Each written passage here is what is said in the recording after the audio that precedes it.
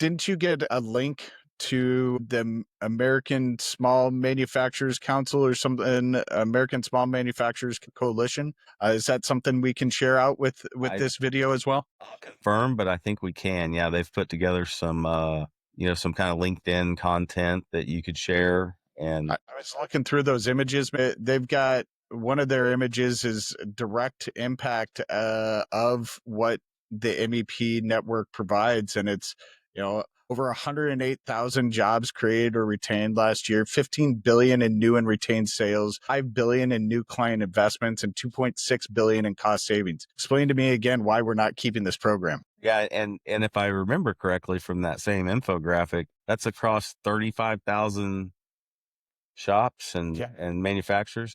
Take all those numbers and divide it by 35,000. That's a big number on an average basis. You're talking multiple jobs, tons of money.